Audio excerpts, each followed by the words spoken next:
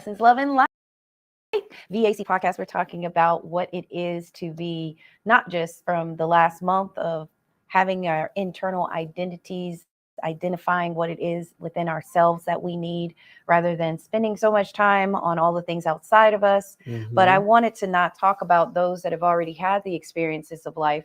I like to think, and when you get up to the 40-year mark, you've had all the years of research and development, but nobody tells you in the 20s and the 30s that you're in this process and you're just figuring it out.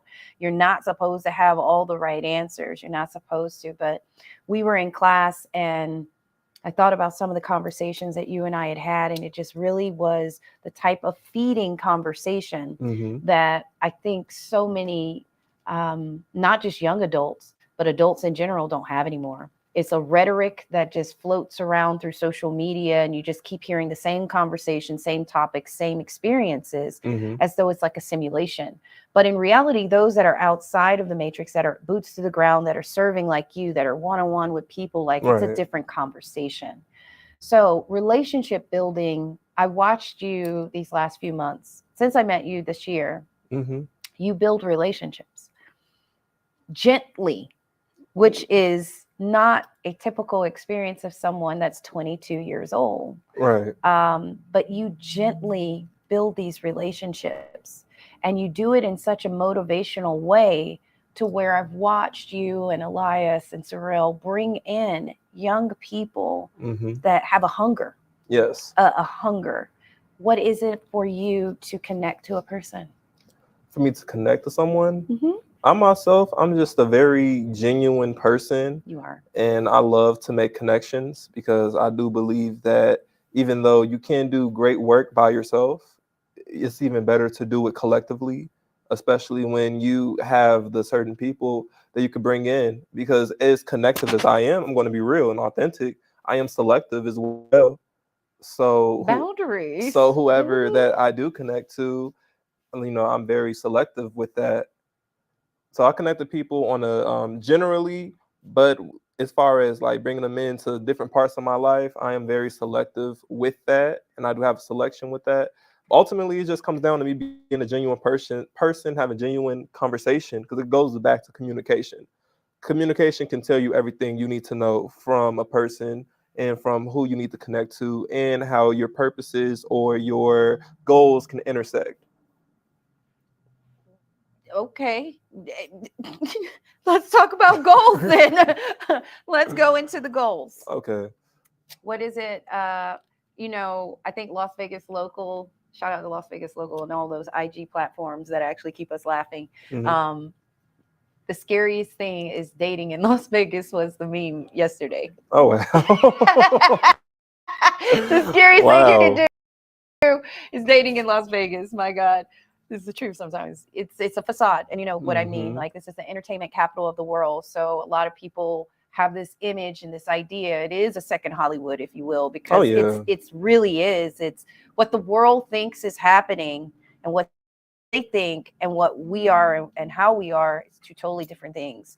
So when you meet someone that's on a stage, or they're doing Cirque du Soleil, or they're doing something on the strip, but we live here. We know that person. Right. And it's I know you're this in the camera, but one-on-one, take the avatar off. And that's why I have to tell so many people, I don't want to see your avatar. So when we did that podcast, I was like, I don't care about your clothes. And what I meant was, I'm not interested in your avatar. I'm not interested in how bedazzled and how amazing you can look, because I know you can look amazing. Like the representative. I don't want your representative. I deal with representatives every day. I want to know who you are so I can connect. Because if you have an avatar, I'm not willing to connect to something that's superficial and have transactions with something superficial. You show up authentically every single day of the week that I've seen you. And I'm so proud of you. Thank you. I'm so proud of you.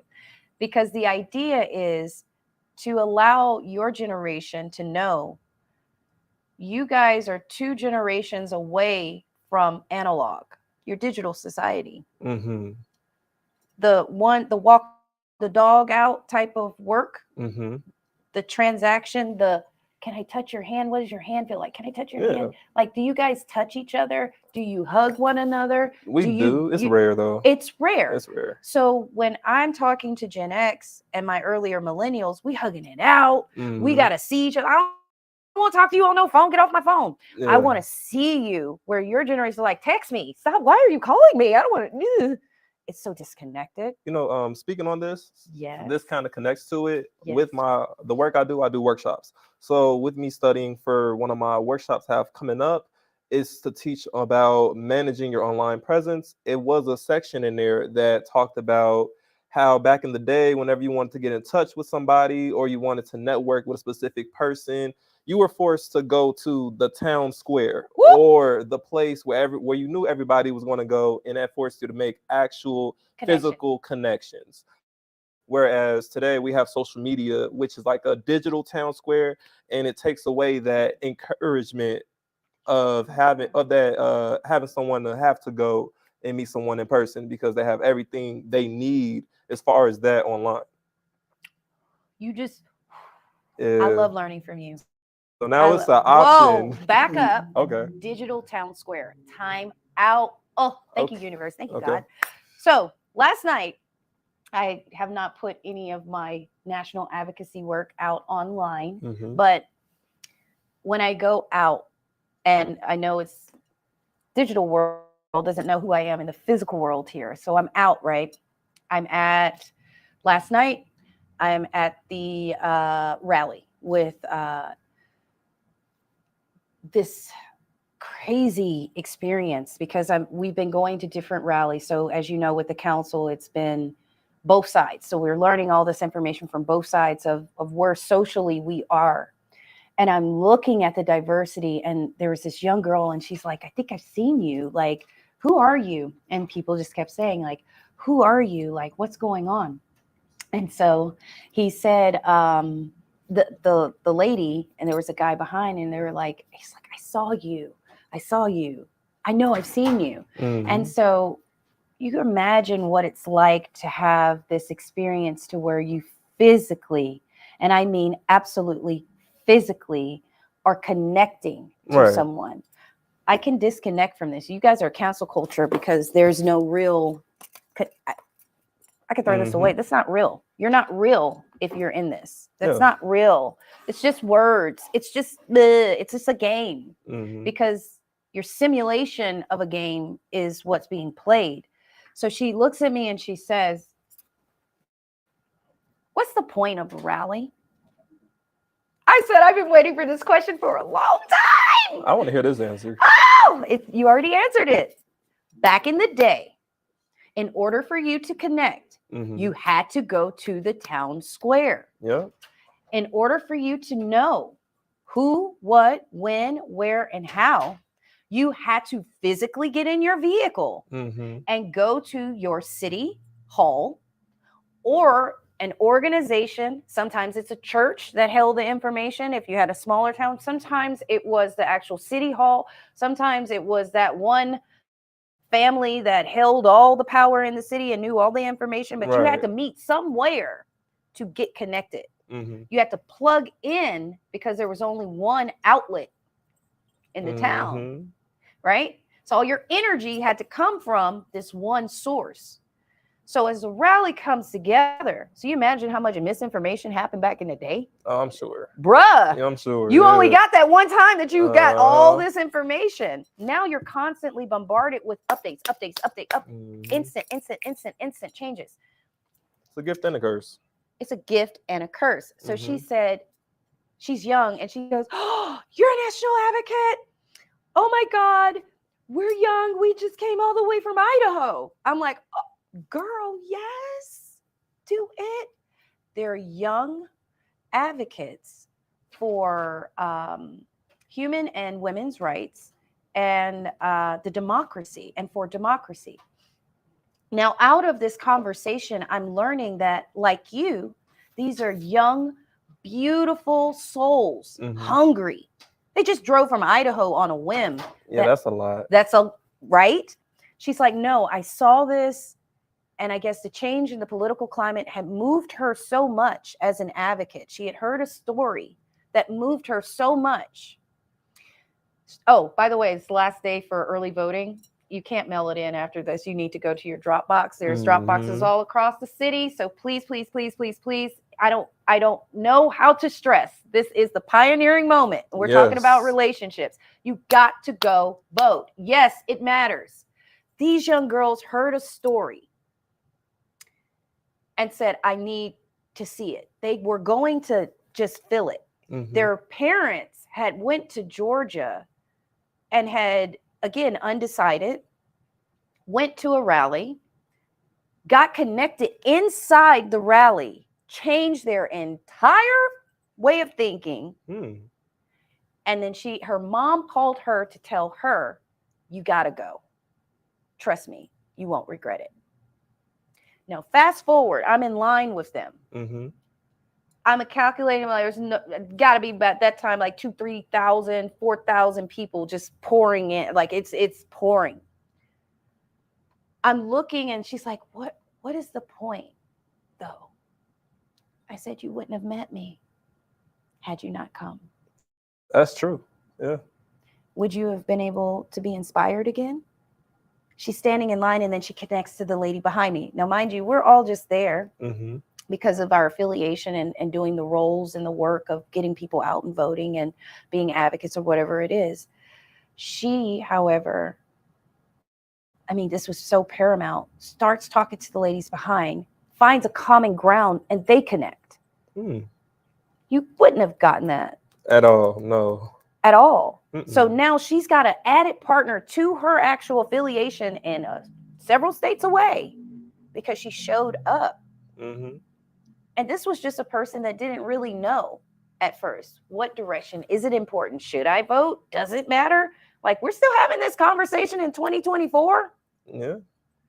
And then I realized where you're saying, if you don't go to the correct town square digitally, and then you don't go out physically, you're not going to get the information you need. You have to connect physically, energetically, in order for it to be truly sound, resonate with you. You don't have to physically be in the same place to energetically feel something. Yeah.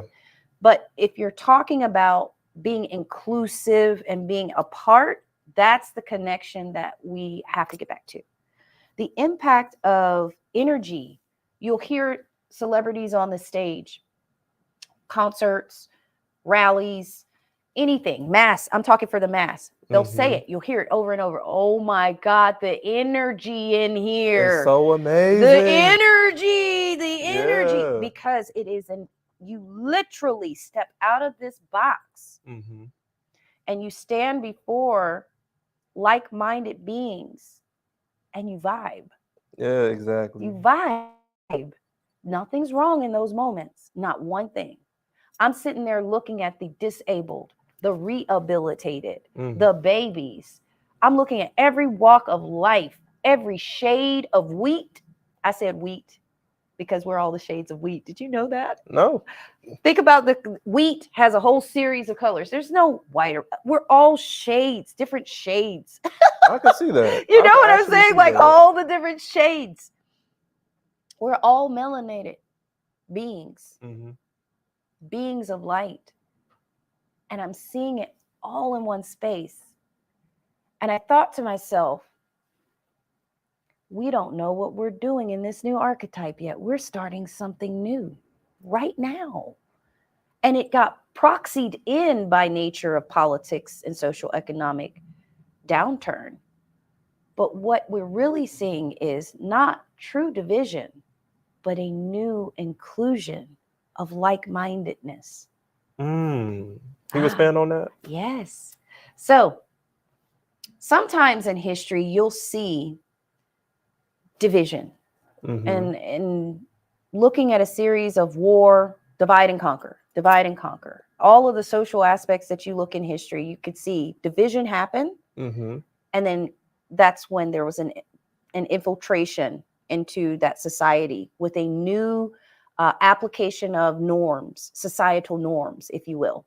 And I'm just being broad as I can because each time it could have been something It could have been a law. It could have been a right. You know what I'm saying? Like, it could have been anything during all of history to try to evolve us forward into a societal like-mindedness.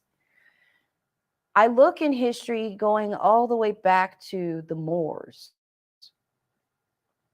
going to Columbus, even further, go Caesar. What were they trying to implement? Think about it. There had to be a common goal. What were they trying to show and implement to expand, right?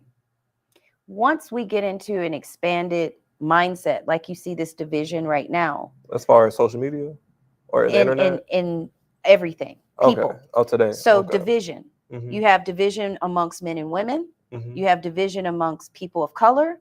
You have division amongst white versus people of color. You have division amongst social tax bracket status. You have all these divisions. These colonies of ants, I saw this the other day, where you draw a circle around the ants and they won't go outside of the line, right? If you tell someone that this is who you are and this is how you're going to be, and everybody inside of here is your people, then you connect to all of those people and you create this strong bond right here with these people, right? But you fail to see the eagle eye view that everyone outside of that is not with you.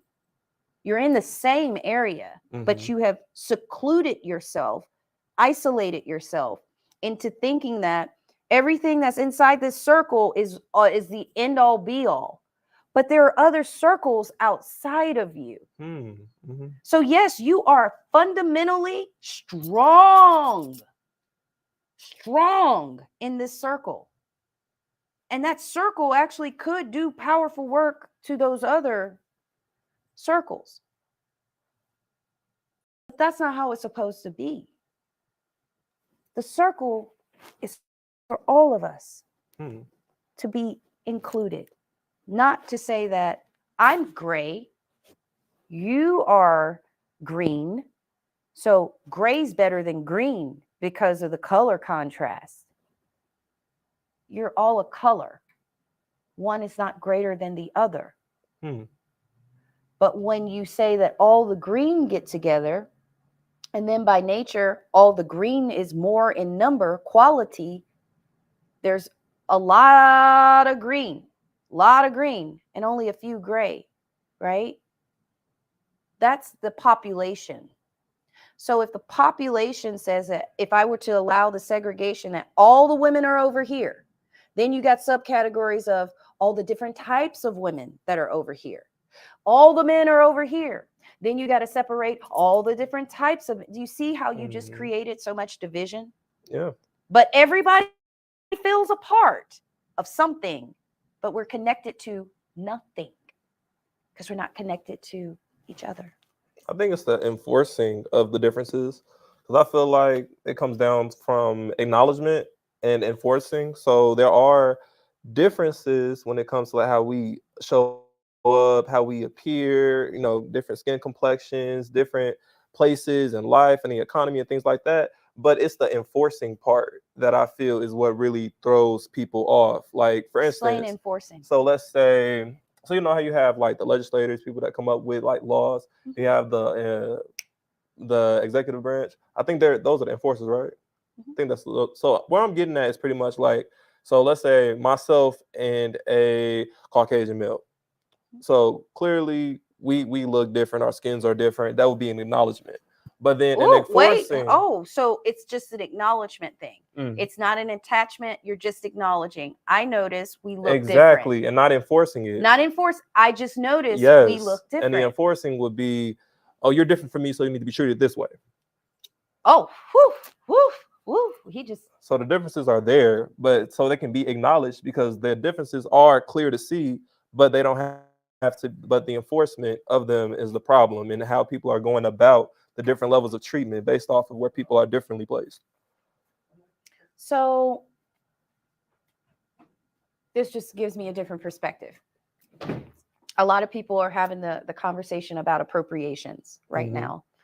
appropriations due to the creation of this country and how it was created, that there were inequality experiences, and there was an actual, in fact, law that made the difference so that others were not able to rise to the occasion, to feel equal, to be seen equal. Right. And so because we have a residual, I wouldn't even say residual, we have a fiber of thread that still remains as a part of this country's fundamental creation, inevitably is racist. Fundamentally, this country Absolutely. was colonized, is racist. You took others that just needed acknowledged difference and said that they were less than, and therefore created the fiber of law and ways, societal norms, to say that these beings that are the same as us are different than us. Therefore, they can't have what I have. And it doesn't have to be that way. It could just be they are different in this way, the end period. Didn't have to be a change in treatment or anything like that. And that's why I feel people went wrong. Man, talk to me. Do you realize the growth right now? I have so many individuals, and as you know, my private practice that I do, I see a lot of souls. It doesn't have anything to do with VAC. It has everything to do with people that are trying to grow and heal and get through their adversities. You've seen some of those people. And you know how when we're talking and we're trying to get into the head space of take off all these layers and all these projections, take off all these titles, this, that, all this, take it off. Who are you as a being of light? Take the color off. We're all the same color of light. Yep. Who are you? And if we could just say, this is who I am, take me as I am, love me as I am, or keep moving like it's a journey on Zelda. And you just go to the next and keep going. Like the game that... The adventure game? The adventure game. Oh, this is cool. Well, that's nice to know. And then move along. And having the idea in life that we're all here evolving and understanding and being able to just experience without attaching, projecting, controlling, it gives us more peace to be able to create the personal relationships that we desire.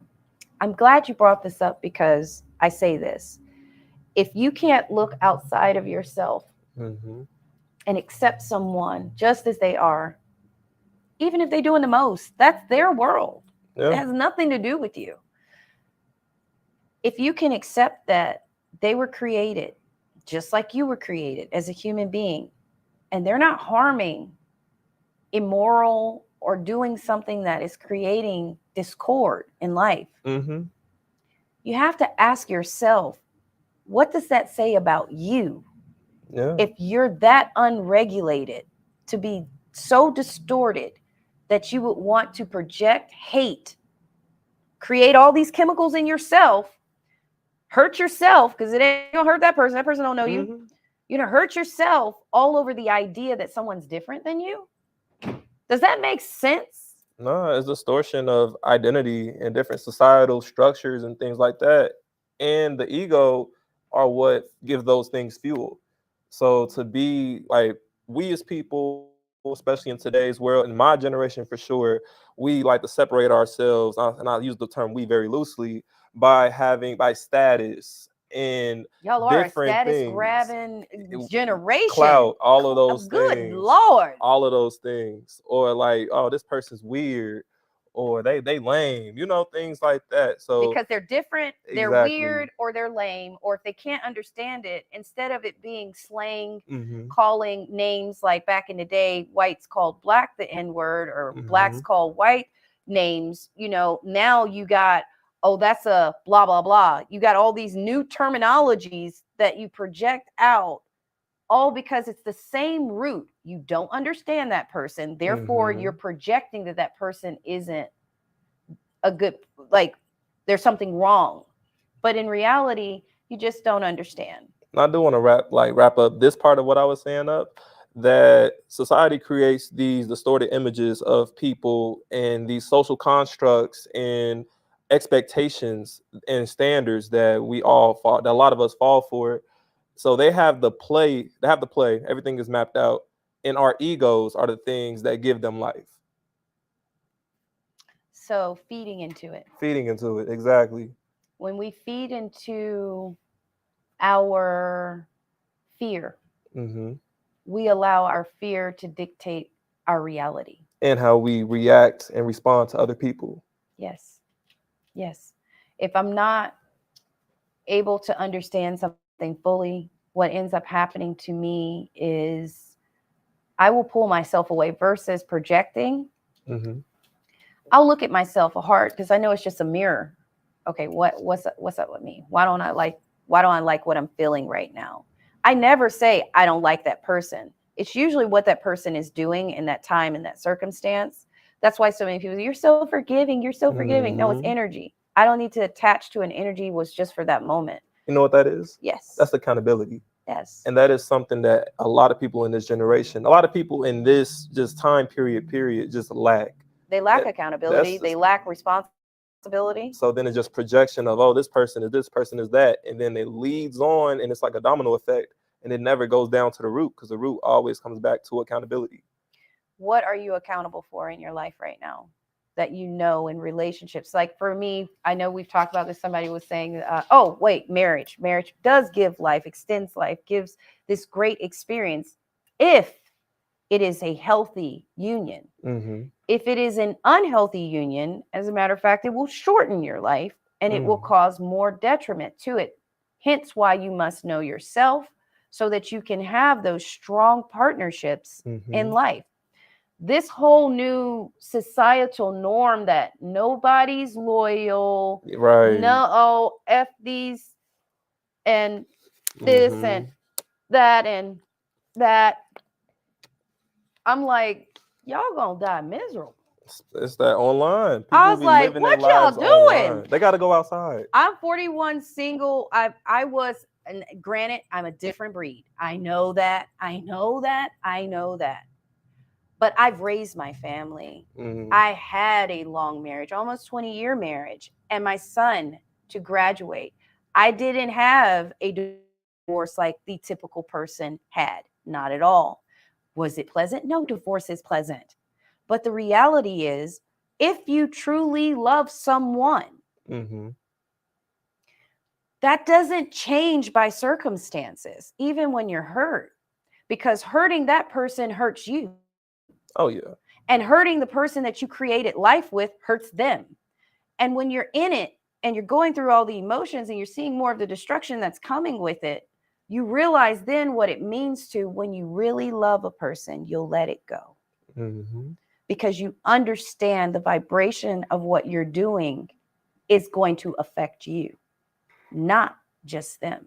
Yeah. And so for me, starting over at 40 in Vegas, single, bruh, that was not my, let's just say I didn't start over. I decided I remember after my divorce, my son had a karmic generational thing happen. He got left by his girlfriend 2 weeks, like in his first love, right when I had my divorce. So we're sitting in a house. That timing is crazy. Me and my son are sitting there with tea, grieving. He's like, Mom, how's she gonna play me like this? Like, what did I do? I did everything you said. I said, I did everything too. And we're having this, look, me and my son are having this real talk. I said, this is what you're going to do. This is what I'm going to do. I'm not going to get in a relationship. He's like, what? I said, I'm not going to get in a relationship. I'm not going to date. I'm not going to do it. He's like, Mom, you deserve to be, I don't want you to be alone, but I get it. F these. Yeah, that is hilarious. And then he said to me, I'm 38, 39 at the time when this happens. and my son's 16. And we sit at the table and we're eating Chinese food. Like tears are just coming out as we're eating Chinese food, right? Wow. And we're like, we're going to learn that it's in this moment that we are in peace and we have joy and we are okay. And if that person that we choose to partner with next does not have the things that are fundamentally our values, then that person is an acquaintance and we will not attach or go any further. We will have beautiful relationships with people. Yeah. We're going to love our friends. We're going to love our family. We're going to travel. We're going to experience love and light. And we're not going to think that we are not loved and that we are not lovable. We are absolutely worthy to be loved. And I'm going to love the shit out of you, Timmy, is what I told him. And you're going to love me, not because I'm your mom, but because I'm your friend. Because now you need a friend. And as a mother, I had to pull it back and say, you need a friend, because right now I can't be a mom to you the way I want to be a mom to you, but I can be a friend to you. I can be a friend to you, and I could be that person you can come to watch the game in peace and lay your head and have your head rubbed, because your mama's going to always love you. And I'm always going to have a son that looks at me and knows that no matter what happens in my life, I'm perfect just as I am. And there was nothing greater than to feel the love of life outside of me, but that came from within me. That's beautiful. So I had the privilege of healing with my son in love after my divorce. I know people are like, that's effed up. It's not. It's not. Let me tell you why. My son is gorgeous, going to be 18 and dating in Vegas. I needed to show him what it was to be accountable and responsible. You don't have to sell your soul. You don't have to prostitute yourself for clout. This young man is riding around in Ferraris and Bugattis, probably at SEMA this weekend. Oh, wow. Doing it up because I said, choose you. What's your purpose, my love? Tell me who you want to be. We're going to manifest this right now. And he says, Mom, I love doing this. So I said, you're not going to go to college after if you don't want to. Take a year off. This divorce is your divorce too. Take a year off. Figure out what you want to do in your life. Smile as hard as you can. Love as hard as you can. And live for every moment responsibly. Every single time I look at him, he shows up with another supercar and another millionaire that he didn't found on the strip that's befriended him, because he decided to pour within himself the love that he thought was outside. Now he's living his dream at 17, graduated at 17 years old, now going to be 19. Sorry, Timmy. So he's going to be 19 years old, graduated at 17, spent a year discovering himself, and is now living his life. Trading stocks before he goes to work. Got a $40,000 job at 18 years old. Wow. Because he said, what I'm not going to do is watch me sacrifice everything the way I watched my mom sacrifice everything and then start over. I want to, if I have to start over, I want to sacrifice everything for me. Yeah. First. So I get to vicariously live through my son. I say, look at you. I called him the other day. I said, what you doing? He's getting ready to go to school. He's like, I'm trading right now, Mom. Okay, call me when you're done. Tell me what you're doing. It changed everything to say, when we talk about relationships, we're not just talking about romantic partners. We're talking about every single person that is in your life, and how you show up is how that person is going to take that energy in. So if you show up in a bad energy, that person can only take you for who you showed up as, not your words, not your intention, but who you showed up as. Well, I do want to say this. Yes. You can show up a certain way, but people do have a certain narrative in their mind of who you can potentially be. Projection. Exactly. Based off of what they want. your projections of, when I think about how we allow projections to dictate and navigate our journey. I remember growing up, I was a singer, and I remember everyone was so disappointed when I decided to leave. I had a lot of reasons why I left. So I was this town entertainer, small town, and you're young and got this celebrity-like experience. Back in the day, there's no digital. You really got clout. When you walk around, it's like, hey, girl, because you're singing at all these mass events. You're doing all these things. So people know you. And so I got away from this identity that she's just an entertainer. She's just a singer. Oh, no, I got a voice. I read encyclopedias for fun. Hold up. I'm so much more than that. And then I realized this really was true with projections. So I went to do karaoke, and nobody here knows that I sing because that's not my role here. My voice is my advocacy, not me performing. I didn't know.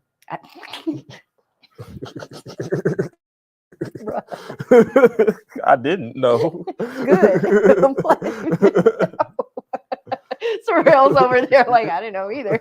Good. I kept it under wraps. So I went out. I went to Red Lounge. No, where did I go? Red Rock. And I did a karaoke. So I only show up. I only do retirements now. I'll fly out and do retirements at different ceremonies, and I don't post. No, I don't do any of that. I still write music. I still, I'm still a poet. I'm still creative expression. I still do all of those things. But the idea is for me to know that as I'm in that role, when I do sing, it's just a temporary thing. So I was singing and everybody stopped and they're like, are you kidding me right now? You're a professional singer? That's a past life. It doesn't mean that it ever leaves me. It means that in the role that I'm in, I honor that part of my relationship with myself.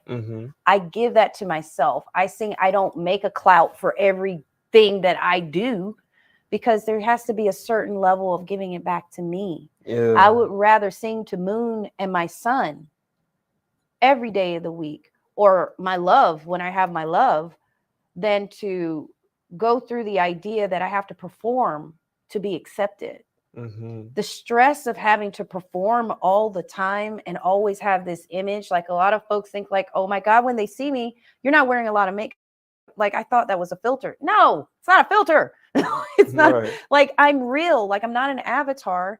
No, that's not, recorded that way. That's how I sound. I'm authentic so that when you do experience me, you're not having a dissonance. Exactly. That's what the issue is for your generation. I agree.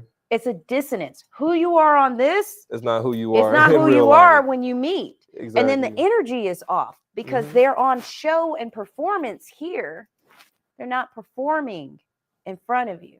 Oh yeah, I had times like guys that I would go to college. I'm in college right now with, and like online, love them, they're cool. But online, it would be like, like comments, fire emojis on the stories and all that good stuff.